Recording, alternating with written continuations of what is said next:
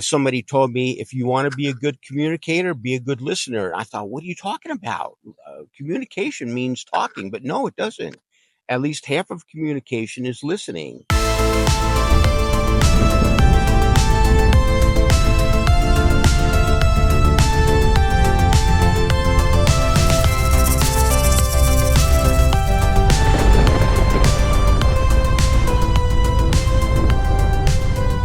Joining me for another episode of Briggs Podcast. Today I have with me my great friend Joe. How you doing, Joe? Oh, I'm doing really good. When I started this podcast, I originally wanted to interview about 10 to 20 of my family and friends first. And you kind of fit in the middle of that field. We have been friends for 4 decades now? I would say since the mid 1980s. Yeah. You remember me when I was a little kid running around on my BMX bike? Fortunately, my mind doesn't go back that far. That's awesome. That's awesome. So what's new? What have you been up to lately? Well, I work 51 hours a week, so that keeps me really busy. At home, I have projects. I have my radio control airplanes. I have I've had vegetable gardens every year. The last few years, I haven't done it because the soil is not productive. Everything just it remains stunted. So just a few days ago, I went to Home Depot and I bought a raised bed garden and composted soil that you put in it. So I'm going to see if that produces anything this year. Nice. What are you looking to grow? Believe it or not, even though it's a raised bed garden, I want to put corn in there. So corn, it'll grow over the fence. My neighbor will think it's very funny. He'll think I'm starting it from the ground, but it's really starting from 3 feet up. But I think that'll look pretty cool. I'll put some sunflowers in there too. Fantastic. That's awesome. I can't wait to come over. And you got to call me when it's fully grown. I got to come over and check it out. I have a nephew. Years ago when I was growing corn, my nephew came over and I told him, I showed him how to harvest the vegetables, and he went to the corn and he did not stop. He plucked every ear of corn off every corn stalk, and we had way too much corn. So next time I'll put a stop to all that. Awesome. Let's talk about those 5 steps. You shared this with us, Stacy and I, over Easter. Was it Easter? Over Easter dinner? I can't remember which occasion it was, but it was very recent. Yeah, and we knew this information, but we're now going back to it and applying it. So can you share that with us? Oh, yes. It's very interesting. I'm listening to a podcast from a channeled entity called Bashar, and he shared with people a method of producing the results that you want. If you want to experience and create what you most prefer, there's 5 steps to it. One is you act on your highest passion, and that doesn't mean doing something grandiose or impressive to other people. Like, you don't have to climb a tall mountain.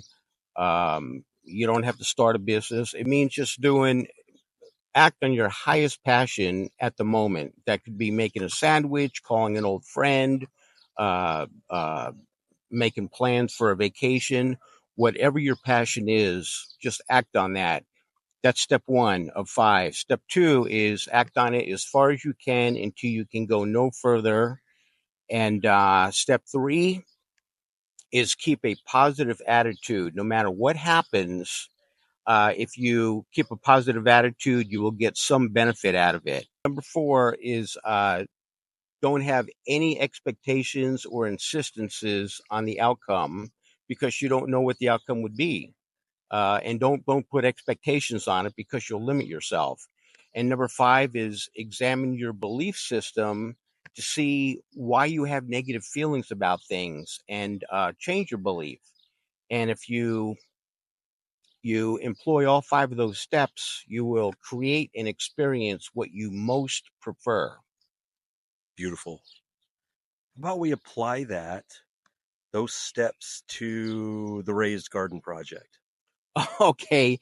Okay, that's Let's do it. Come yeah, on. that's very easy. Okay. Okay, it's very easy Because because it, like you said, it doesn't have to be grandiose. no, and it shifts your highest passion shifts constantly all day long. I mean, I love vegetables, and I like to eat them. And if you eat them without preservatives and insecticides and pesticides on them, that's the best thing for your health. So this particular project, it should be very simple. It's just a matter of after I plant it, just go out and water it every few days. And then step two. Okay, step two is act on it as far as you can. But the fact is, I just once I plant it, the only thing left to do is just water it, and then within a few months, just harvest what grows. So and step three is have no expectations on the outcome. For example, I don't know which seeds are still viable and which aren't. And if they don't sprout, I'll just try seeds from other packs. And step four, keep a positive attitude no matter what happens. And that's important because I'm sure some of the seeds are not viable and various things will not grow and not grow very well, but that's okay. And then step five, examine your negative belief systems and change it. Find out why you have them and change them. So I don't think I have many expectations for my square foot garden. I'll just let it go the way it goes. Fantastic. Thank you. I love how we can just apply it because again, when we talk about these type of mental processes we can use, many people think, oh man, okay, I got to start thinking about $1 million or I gotta, you No. know what I mean, or something. Yeah, like you said, like grandiose. That's a great word for it. Yeah, somebody asked me one time, "Do you have a bucket list?" I says, "No," because a bucket list really is a list of activities or objectives that uh, are meant to impress other people. I want to go skydiving. I want to go scuba diving off of Maui. Uh, I'd like to start a company. I mean, those are just frivolous projects that just drain your energy and resources. So I would just say no bucket list. I have objectives, and they change, but I don't really have a bucket list. No, nothing, uh, immovable. Wonderful. All right, so let's get to the main question of the podcast, and that is, how do you think we can communicate better as human beings? That is so interesting because I heard years ago somebody told me if you want to be a good communicator, be a good listener. I thought, what are you talking about? Communication means talking, but no, it doesn't. At least half of communication is listening. And if you take a look at an individual person, they have so many experiences in life, and they can recount their experiences and maybe remember some humorous events and relate that to people. Um, but if you look at everybody else in the world, I mean, collectively, you run into dozens of people with all kinds of interesting stories and pieces of information, useful pieces of information. And I think collectively, a lot of people have more information than you as one individual. So just listen to them. Let them do most of the talking, and I think you'll gather a lot more benefit that way. Thank you for sharing that. One thing I've always found fascinating about your life is learning languages and then going into that country for a month or so. And I'm always fascinated when you were doing that years ago. Um, when you went out and did that, do you have any good stories or from some of those journeys that you took? Well, I'll tell you, I've only been to 26 countries. That's it. My, I've traveled my backpack through Central America twice, just 9-day trips. I got off the airplane in Guatemala City, and I went through Guatemala, Honduras, and Belize, and flew home from Belize City. And I traveled by hitchhiking in pickup trucks, boat out to the island off the coast of Belize, and buses. And I've learned what to take with me on these trips. And I lived out of a backpack for 32 days in Nepal. And let me tell you, I hit the nail on the head with that trip. I picked up 4 books on Nepal, and I read, I studied, and I knew what to bring with me. And I'll tell you, a backpack, if you're going to live out of a backpack, it doesn't matter if it's for a week or 2 months. The equipment I take, it weighs exactly 28 pounds because I've done a lot of little trips, and I've learned take a full size backpack, not a day pack, a full size, because you can cinch it down to a small size. When I went to Nepal, I traveled around the Kathmandu Valley. I then hired a porter and a guide, and we flew to a little village 50 miles south of Tibet on a Soviet built turboprop. And I did a 70-mile trek over 8 days, going through 30 villages. And trekking is different from backpacking. Trekking is when you hike from village to village and stay in the village at night, whereas backpacking is you carry your tent and sleep in a tent. And I've learned what to bring. I brought 2 rolls of American toilet paper, and boy, that was worth its weight in gold. I wish I had brought 3. I brought a Ziploc bag with powdered laundry detergent, um, collapsible containers for water, guidebooks, and I brought a bag full of little toys to give to little kids in these remote villages. And surprisingly, they're not like Americans. They're not loaded with toys, and everything you give them, they're grateful for. The guidebooks recommended don't give toys or anything to somebody begging, because that encourages begging. Instead, give it to people that are not little kids that are not begging. And when I came back from Nepal, I mean, well, first of all, I lost a lot of weight because I was living on spinach and rice. Wow. And it was a lot of fun. I worked at an orphanage for 8 days in Nepal, and I rented 2 elephants for $51 for 2 hours, and gave all the kids in the orphanage a ride. $51, $51. $20.50 a piece. Yes, exactly. Yeah, I was paying in Nepali money.